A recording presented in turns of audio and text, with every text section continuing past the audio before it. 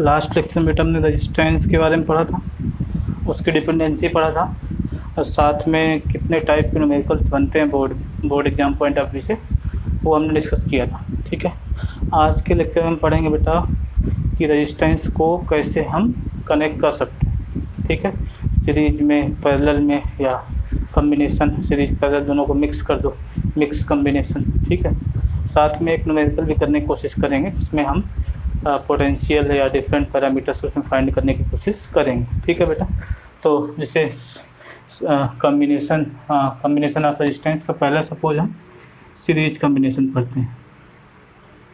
Series combination, तो series combination क्या बेटा, बेसिकली आपको याद रखना है कि सीरीज में फर्स्ट जो इसका इम्पोर्टेंट पॉइंट है, करंट सेम होती है, same in all resistance. Second जो है potential is different across all are.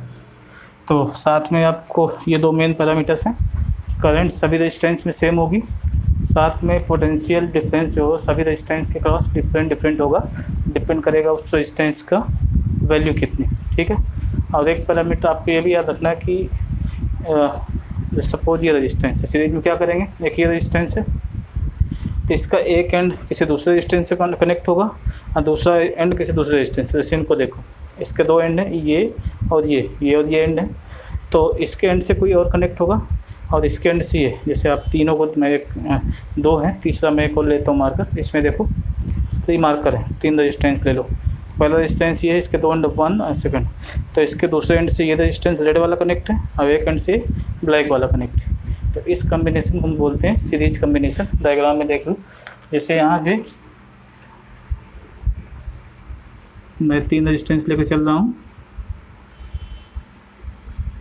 ये R1 है सपोज, ये R2 है और ये R3, और यहाँ पे आपने कोई बैटरी इसके क्रॉस कनेक्ट कर दी पोटेंशियल V के साथ। तो जैसे मैंने बताया करंट सेम होगी, तो सभी में करंट I जो है, I इसमें भी आएगी, I इसमें आएगी, I इसमें आएगी। पोटेंशियल डिफरेंट होगा, तो यहाँ पे सपोज V1 है, यहाँ पे V2 है, यहाँ पे V3। आपको पता होना चाहिए जो वोल्टेज है जो आप दे रहे हो, ये तीनों में बढ़ गया, V1, V2, V2 और V3 में। ठीक है, तो बेसिकली V जो बटा, V is equal to nothing but V1 plus V2 plus V3, मतलब तीनों रेजिस्टेंस में बढ़ गया। अब आपने ओम्स लॉ में पढ़ा था V is equal to IR। अगर आप V1 के लिए लिखो, इसमें करंट I है, रेजिस्टेंस कितना R1, तो V1 इज इक्वल टू क्या हो जाएगा बेटा, V1 is equal to IR1। Similarly V2 is equal to IR2, V3 is equal to IR3। ठीक है, तो इसमें पुट कर दो IR1 plus IR2 plus IR3। I common ले लो बेटा, IR1 plus R2 plus R3, तो V is equal to this. V is equal to होता क्या है, I सपोज आपने R इक्विवेलेंट ले दिया, इस V में अगर आप इस पूरे सिस्टम को एक रेजिस्टेंस से आपने रिप्रेजेंट कर दिया ये R इक्विवेलेंट से, तो करंट बेटा किस में, इसमें तो I ही जा रहा है कि I इसमें बढ़ गया, सॉरी I इसमें था तो I अब भी इसमें जाएगा। इन तीनों रेजिस्टेंस को आपने एक से रिप्लेस कर दिया, तो वही हमने R इक्विवेलेंट लिखा। तो I R1 plus R2 plus R3। ठीक है बेटा, I से I कैंसिल हो जाएगा, R इक्विवेलेंट जो आएगा R1 plus R2 plus R3। तो ये बेटा आया सीरीज कम्बिनेशन में। अगर रेजिस्टेंस है तो जो इक्विवेलेंट रेजिस्टेंस आएगा वो तीनों को सम कर देना, साथ में आपको करंट तीनों में सेम लेनी है। ठीक है, V1 निकालना है तो करंट इंटू रेजिस्टेंस, अगर इसके क्रॉस वोल्टेज निकालना है तो करंट जितना निकालना I इंटू इसका रेजिस्टेंस, इसके क्रॉस I इंटू इसका रेजिस्टेंस, I इंटू इसका रेजिस्टेंस। तो इस टाइप से आप ये निकाल लोगे वोल्टेज अक्रॉस डिफरेंट रजिस्टर। अब इसी को आपको पैरेलल कम्बिनेशन पढ़ना, उसको देख लो बेटा, पैरेलल में क्या होता है।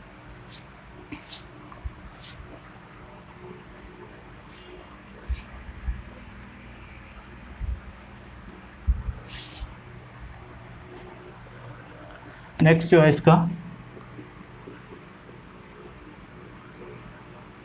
Parallel combination. ठीक है बेटा, इसमें आपको ध्यान रखना potential V remain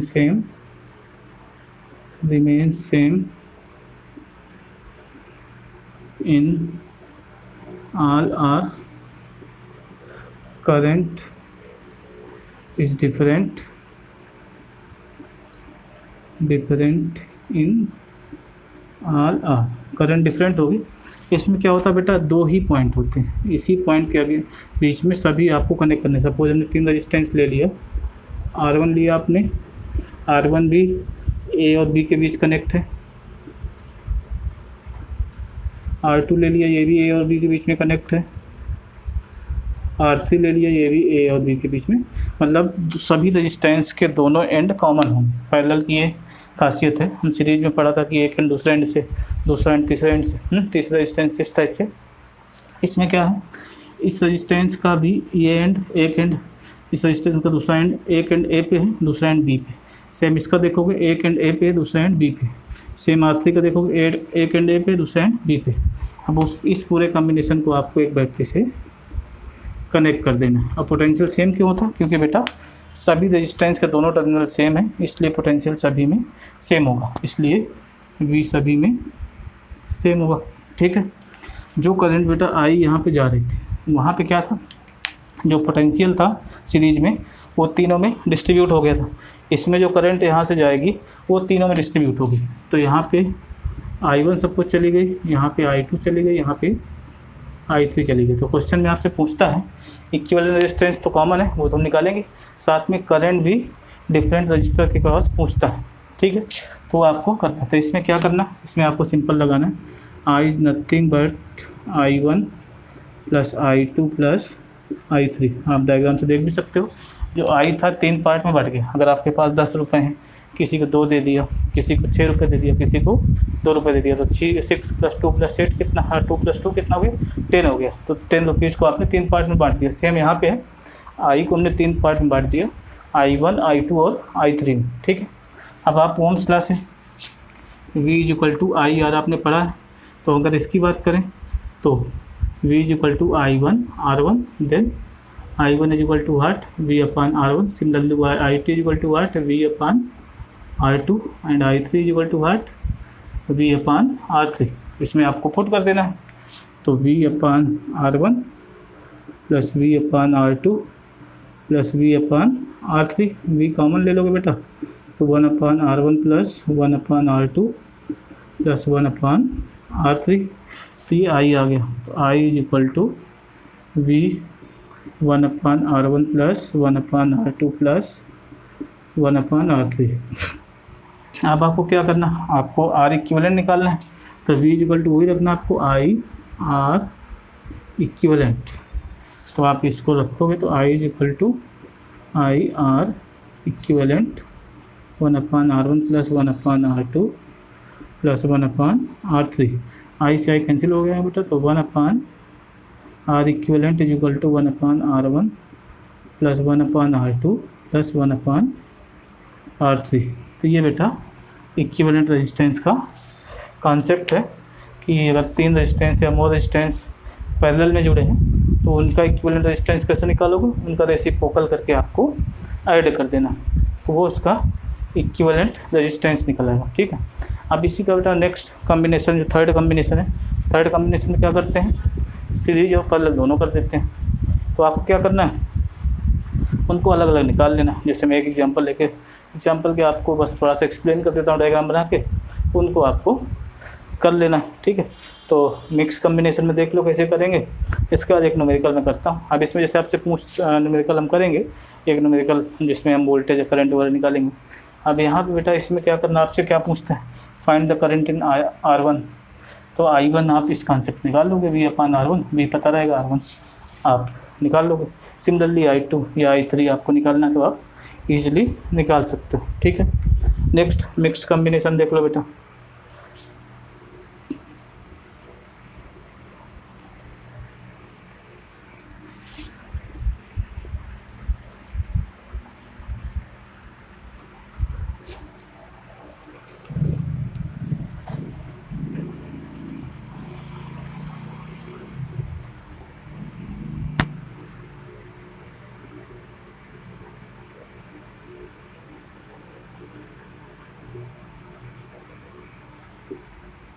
mix combination में क्या करेंगे, कुछ पैरेलल में जुड़ देंगे बेटा, ठीक है,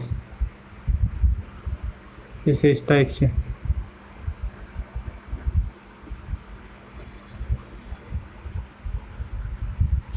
सपोज ये सर्किट है, एनसीईआरटी में इस टाइप का क्वेश्चन भी है।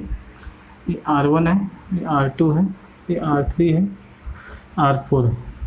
तो कैसे करेंगे इसको सिंप्लीफाई करने के लिए, पहले इसको आप एक रेजिस्टेंस से रिप्लेस करोगे तो इसका नेट रेजिस्टेंस आ जाएगा R1 प्लस R2 और ये R3। हाँ, इसके बाद एक ही इसको बेटा R4 कर लो, R4 है, फिर ये बैटरी से कनेक्टेड है। अब इसको एक से रिप्लेस करेंगे, ये दोनों पैरेलल कॉम्बिनेशन में सपोज इसका R डैश आ गया तो इसको आप करोगे R डैश R4, तो ये बैटरी से इसको कनेक्ट कर देना है। अब फिर ये दो रेजिस्टेंस बचते हैं, ये दोनों सीरीज में आएंगे तो सीरीज में इनको आप कनेक्ट करके इक्विवेलेंट रेजिस्टेंस आप निकाल सकते हो, ठीक है। अब R डैश की वैल्यू क्या होगी, R डैश आपको पता है, R dash is equal to 1/1 R dash is equal to 1/1 R3 plus 1/1 R1 plus R2। तो यहाँ से आपको ना R3 डैश कैलकुलेट कर सकते हो। तो मिक्स्ड रेजिस्टेंस के बारे में एक न्यूमेरिकल कर लेते हैं बेटा, उसके बाद ही लेक्चर ख़त्म करते हैं।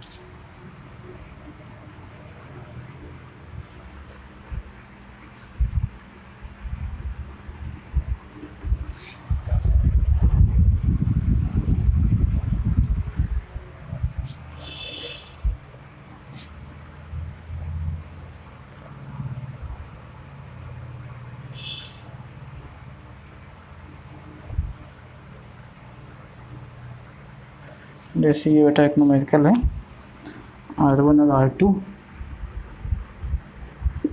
R1 यहाँ पे R2 जुड़ा है, यहाँ पे बेटा बैटरी लगी है, आगे फिर 3 रेजिस्टेंस जुड़े हैं,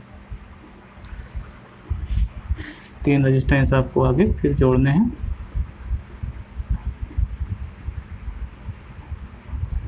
इस टाइप से और इसको बैटरी से आपको कनेक्ट कर देना, ठीक है। इसकी वैल्यू R3 R4 R5, ये आपका R3 है, ये R4 है, ये R5। साथ में आपको गिवन है R1 आपको गिवन है 10 ओम, R2 40 Om, R3 30 Om, R4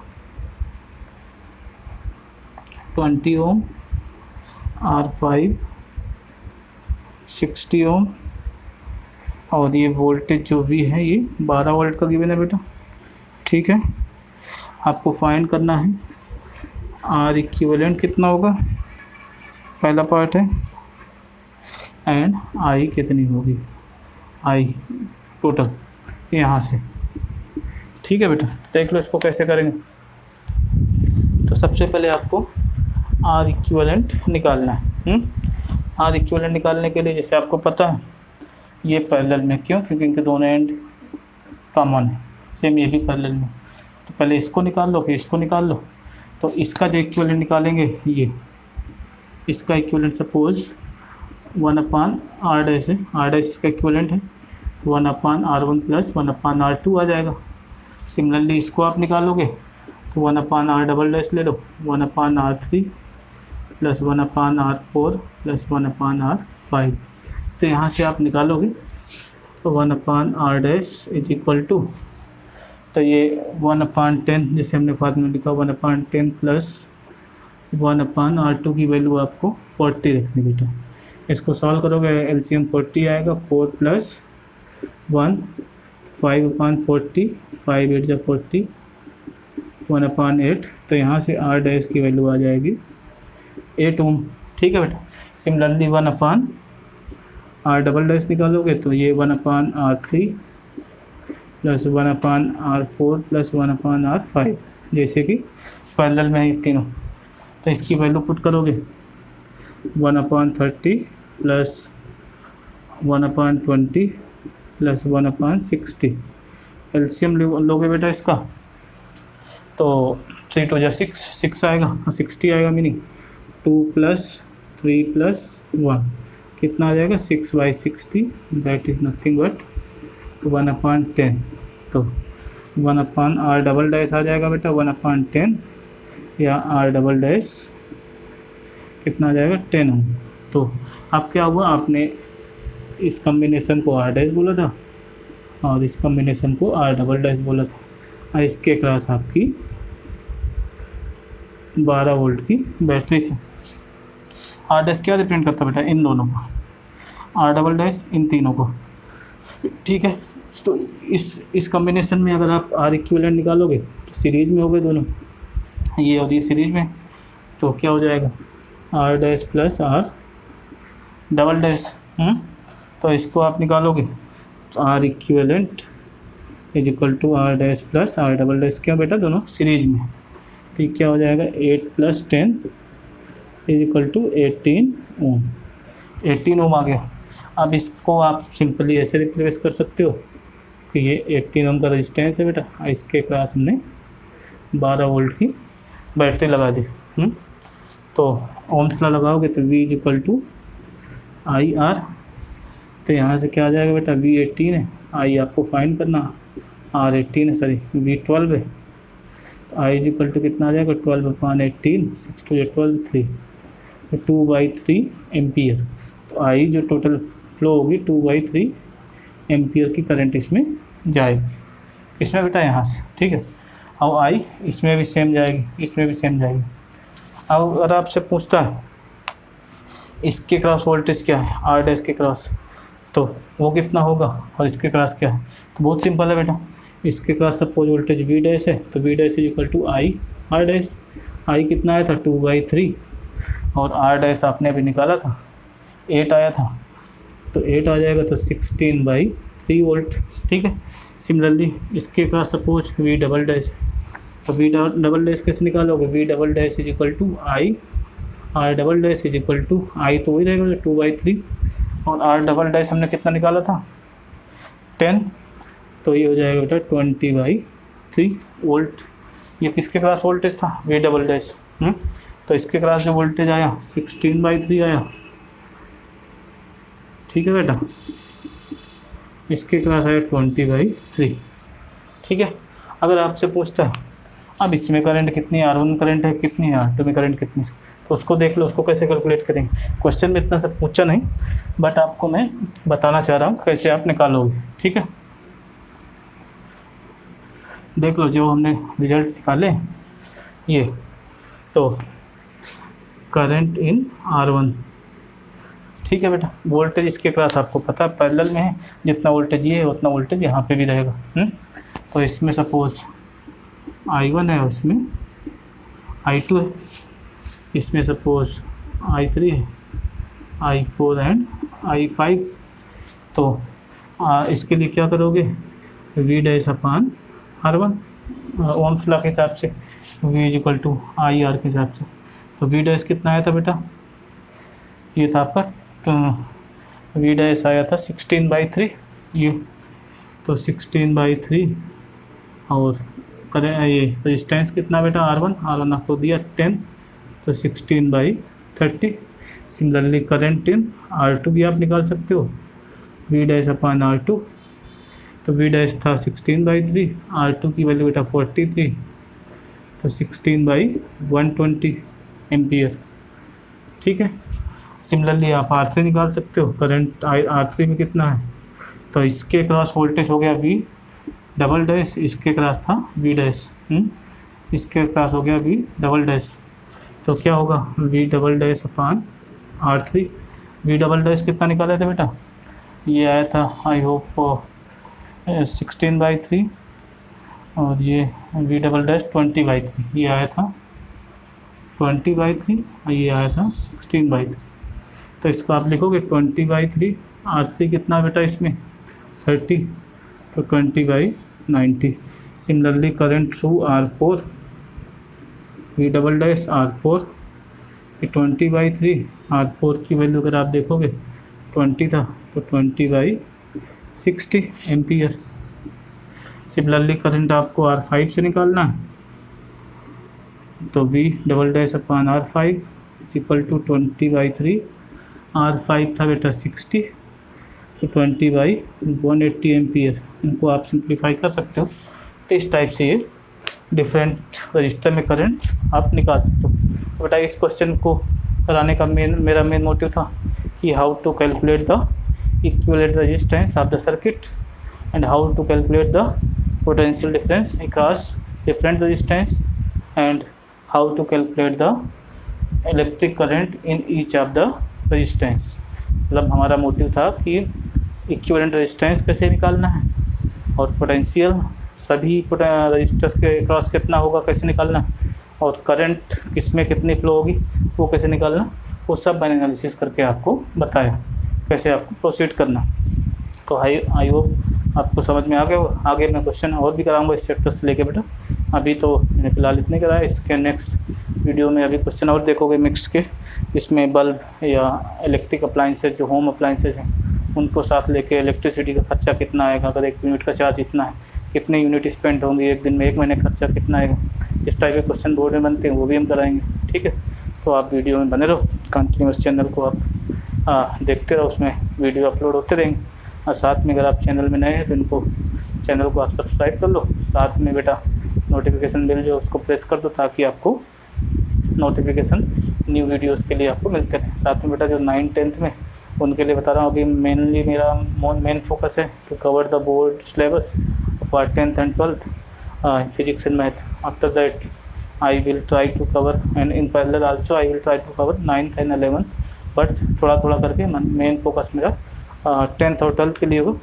but जो बच्चे 9th में या 10th में या 11th में जाएंगे उनके लिए भी चैनल हेल्पफुल है। तो आप सभी से रिक्वेस्ट है कि चैनल सब्सक्राइब कर लो ताकि आपको सभी चैप्टर्स के कॉन्सेप्ट आपको मिलते रहें टाइमली, और उसको आप देखते रहो, बेनिफिट लेते रहो। अपने फ्रेंड्स को भी शेयर करो बेटा वीडियोस अगर आपको अच्छे लगे। साथ में अगर आपको वीडियो पसंद आए तो प्लीज़ लाइक करो।